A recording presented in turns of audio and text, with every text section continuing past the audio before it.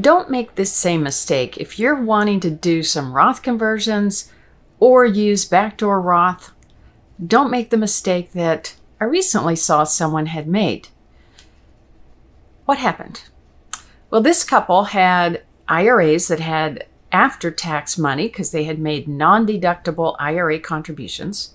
They also had 401ks, and they wanted to get as much of the money in their IRAs into Roth IRAs at the lowest tax cost possible. Now, they were meeting with advisors to talk through all the different things that they were trying to accomplish, which included reinvesting some things and preserving some capital and lots of other things that were on the list as well. What happened? They ended up moving money out of the 401ks into some annuities that had some principal protection to them. They weren't going to lose money if the market went down. And in doing that, they changed the pro rata amount of that tax deferred money to the after-tax or tax-paid money that was in the IRA. So when it came time for them to do the Roth conversion, they ended up not being able to get as much in on an after-tax basis. They had a much bigger tax bill for the same amount of Roth conversion than they would have had if they had done it in a better way. And that's why I say it's very important to get the steps in the right order. What they should have done is do the Roth conversion first. Leave the money in the 401k.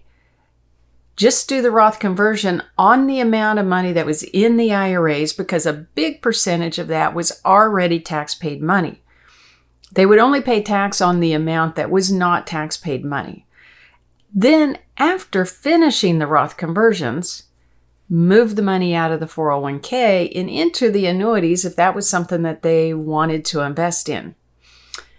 By doing it that way, they would get a whole lot more into the Roth at a much lower cost, and they could still then end up with those investments that they wanted, or they could consider making those same investments with other money, maybe with some after-tax money, or maybe with the Roth money if they really wanted to preserve the capital of the Roth as opposed to being more growth-oriented, which is what I often recommend.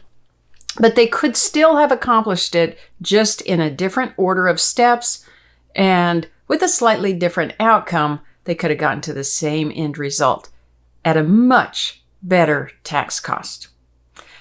Now, part of the reason that this happened here could be that the advisor that they were talking to about this annuity doesn't do tax planning, or didn't talk through the tax planning consequences. Possibly was prioritizing the investment side of it over the plan.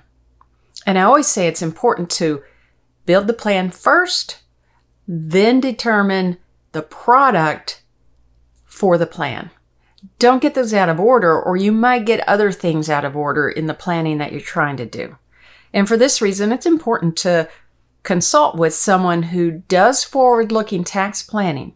If you're wanting to do some of this tax planning for yourself, where you're putting yourself in a better tax position over time, then talk to somebody that does forward-looking tax planning to help you work through which steps should be first, second, third, or fourth for your personal situation.